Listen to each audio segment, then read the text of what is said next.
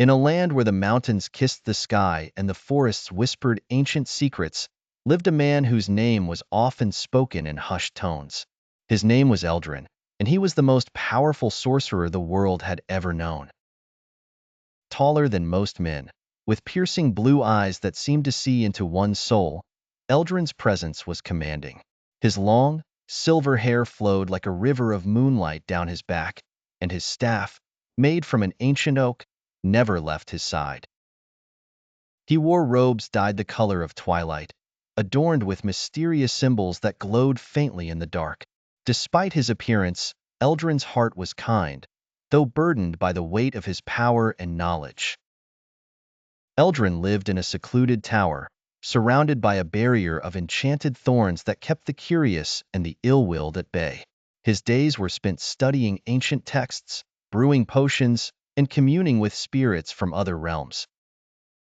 The villagers from the nearest town, Galewood, revered and feared him in equal measure. They came to him only when in dire need, recognizing that every favor from a sorcerer came with a price. That price was never monetary. Eldrin sought knowledge, memories, and sometimes the very dreams of the villagers as his currency. One crisp autumn morning, as the leaves turned gold and auburn, a desperate plea reached Eldrin's ears. It was from Seraphina, a healer from Galewood, whose young daughter had fallen gravely ill. With tears in her eyes, Seraphina beseeched Eldrin to save her daughter. Eldrin's heart ached for the healer, and he agreed to help, but the price would be high. Seraphina, without hesitation, agreed to pay whatever he asked. Eldrin journeyed with Seraphina to her home, where he found the child, Ava, pale and barely breathing.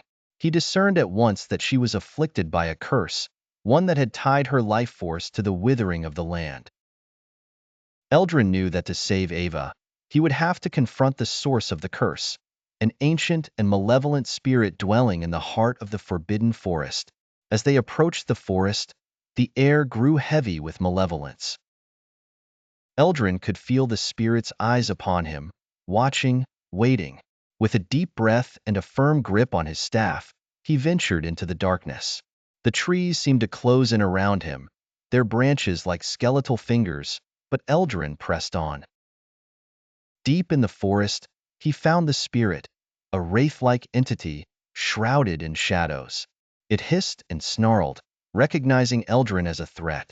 A fierce battle ensued, with Eldrin casting powerful spells that lit up the forest like fireworks. The spirit fought back with a fury born of centuries of hatred, but Eldrin's will was unyielding. In a final, climactic clash, Eldrin unleashed a spell of pure light, banishing the spirit to the abyss from whence it came. The forest sighed with relief, the darkness lifting as sunlight filtered through the canopy once more. Exhausted but victorious, Eldrin made his way back to Galewood. With the spirit banished, Ava's curse was lifted, and she began to recover.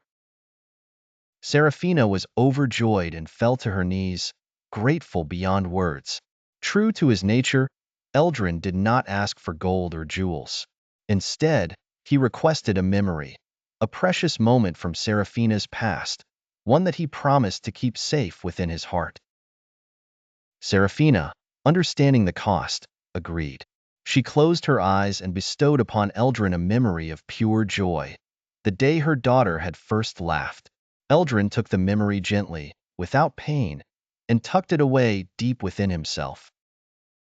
As he returned to his tower, Eldrin felt the familiar weight of his burden, but also a sense of fulfillment. He had once again used his gifts to bring light to the darkness, and though his collection of memories grew, so did his understanding of the human heart.